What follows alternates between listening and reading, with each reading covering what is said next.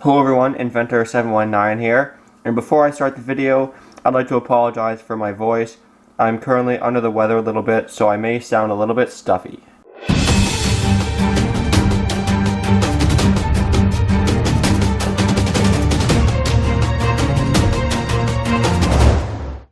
In today's video, we are going to be making a mini flamethrower out of an old shell casing and a lighter.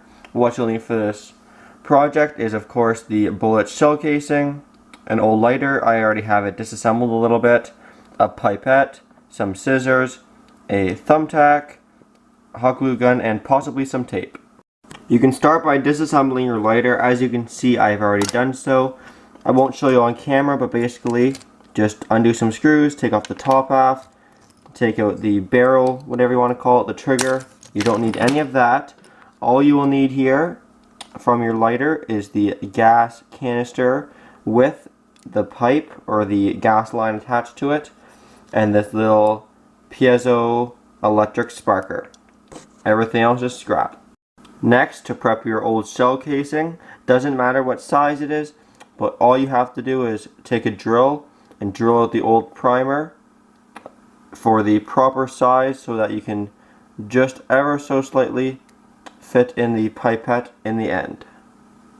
Lastly, prepare your pipette by grabbing your thumbtack and putting a hole at the very top of the pipette just before the bubble goes to a taper. Now that everything is assembled, we're going to go ahead and start assembly.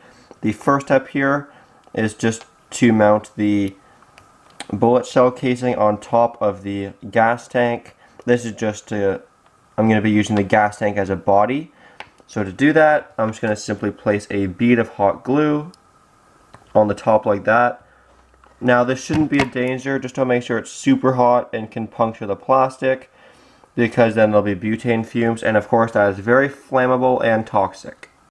Next up, we're going to go ahead and shorten the pipette by cutting it to a length which, when fully placed inside of the bullet, will leave about ½ inch to 3 centimeters just inside the bullet. So I'm going to go ahead and cut it right there. And then, like I said earlier, you should have made a hole in the back of the shell casing so that you can push the pipette into the casing. It should be a tight fit, but you're going to go ahead and push it in all the way. Then, to attach the gas line, what you want to do is cut it to the proper length. Of course, it doesn't have to be. You can keep it as long as you want, but I'm going to cut it to the proper length just to clean it up. And then find the hole you poked in earlier with the thumbtack, and then just place it in. Again, should be a tight fit because you want a tight seal, but place it in not too far, just maybe a centimeter of the tube inside the pipette. As you can see, there's the tube inside the pipette, and when we push on this trigger, the gas will go through the tube and into the pipette. Then when you squeeze this, all the gas will go into the cartridge and out the barrel. Now that the gas system is in place, we have to go ahead and attach the electrical or the igniting system, and to do that, we're going to be using that piezo sparker we stole from the lighter. I'm going to be placing it here on the side in a trigger-like formation with the button hanging over the edge. So again, to do that, I'm just going to use my hot glue gun, place a bead of hot glue, then go ahead and stick it down. Now for the wires on the sparker, we're going to go ahead and ground the white one to the shell. To do that, just cut off most of the wiring, and then we're going to strip it, then simply tape it straight to the brass shell casing, which will ground the entire shell. So here's the completed wiring, ready to be tested. As I said, we grounded the white wire. Then for the black one, sorry if it's a little hard to see, but basically, there you can see it kinda.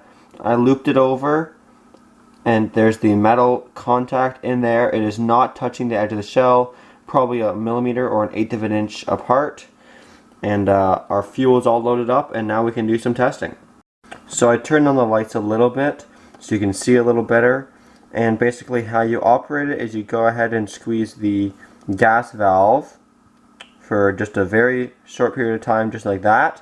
Now there's going to be a little bit of gas in here and air in here. So the key here is to get the right proportion of air to fuel. So maybe if we try just a little squeeze. Now hopefully in the chamber there's the right proportion. That falls off, it's not really secured on. As you can see, I got my little blue flame. And of course that changes based on the air to fuel ratio, how much fuel you have in there. So there I gave it a little more fuel this time. Maybe give it another pump. Go ahead and push the trigger. Yeah, so it's not igniting, so maybe we don't have the right amount of fuel. There's a little one. So you get the idea, it's a lot of playing around.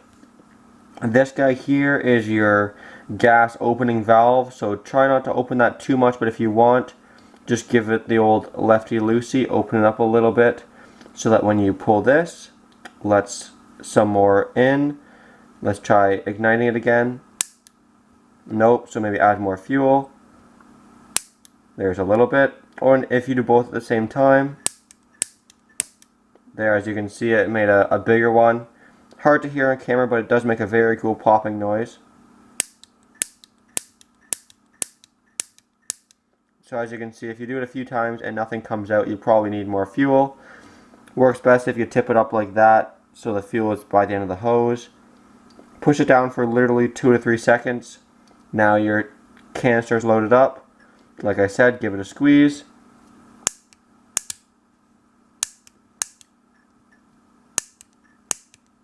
There you go. So as long as you have the right air to fuel mixture, it should work. Now, if your tank runs out of gas or you just want to try something different, you can always use a different type of fuel. So here I have a little mini axe, and as I said before, you only need a very little bit of fuel, so go ahead and squeeze a little bit in there. Go ahead, try lighting it. If it doesn't light, just add a bit of air. You can do both at the same time, try that. There you go. So axe works pretty good. I'll give you one more demonstration here. Put a bit of fuel in there. We're going to do both at the same time to get that popping effect.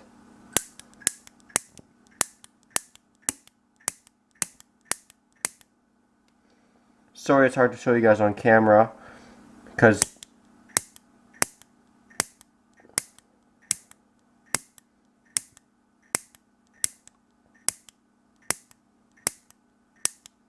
alright, I don't even know how many that was in a row, but it was pretty darn good.